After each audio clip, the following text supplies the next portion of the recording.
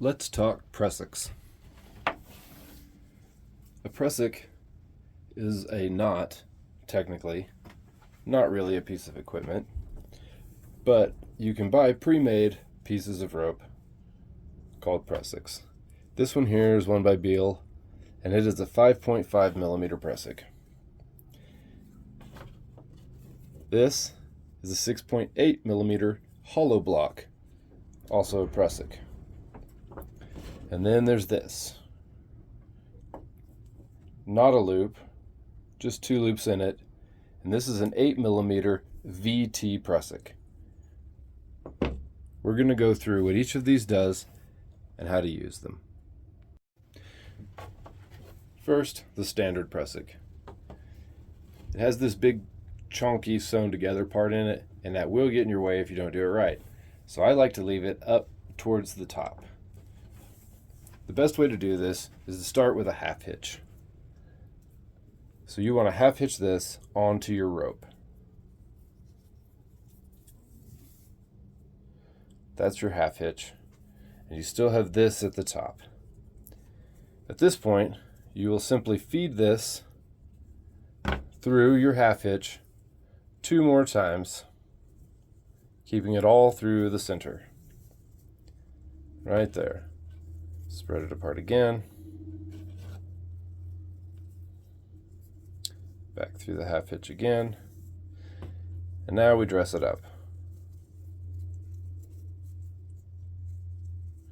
By dressing it up, all I'm doing is rolling all of the slack back to the center, back to these 2 strands. So now you have something that looks like this, with 3 strands, 3 wraps on either side.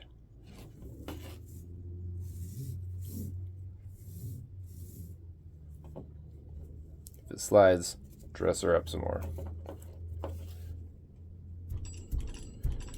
Locks onto the rope, slides up.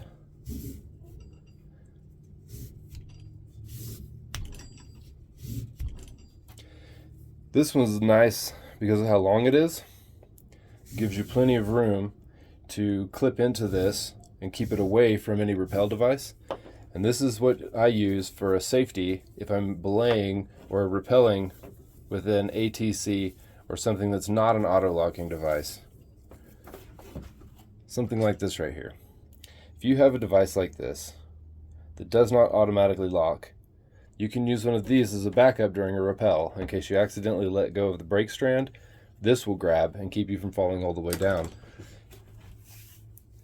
There's lots of videos out there on where to place these and how to place these. I prefer to place my prusik above my rappel device. The rappel device down here, prusik up here, and I can have one hand on the prusik and then one hand on the brake strand. But just make sure that you don't hold it too tight, because if you hold on to it, when you fall, it'll slide all the way down and it will not grab.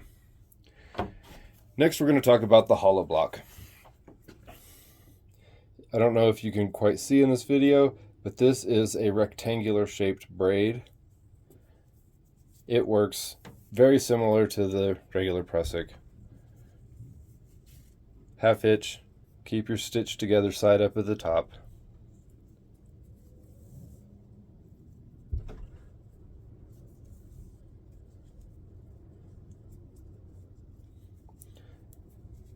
Same thing, a little bit shorter. I feel like the benefit to the hollow block is that it grabs on bigger ropes better. With the round one, if you get a rope too big or too soft, it won't grab quite as well. Now the VT. This one I really don't use in climbing so much. I actually only really use this in rescue scenarios. It is also really good if you have prusik minding pulleys, but yet again, with this I start with the same way, half hitch over the rope. Here's where it gets different.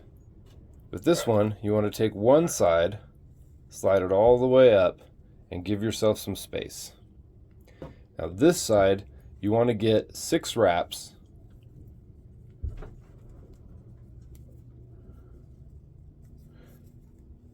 So we'll have to give a little bit more slack, working it down, making sure that it's on properly.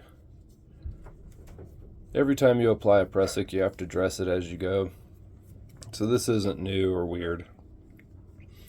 1, 2, 3, 4, 5. We can get one more. It feels kind of tight, but it'll go. This right here, this is what they call max over 1. I might be able to get 7 on there to make it really a max over 1. But then it gets too tight and it'll lock up on you. Carabiner through both of these loops. Now this one locks up tight.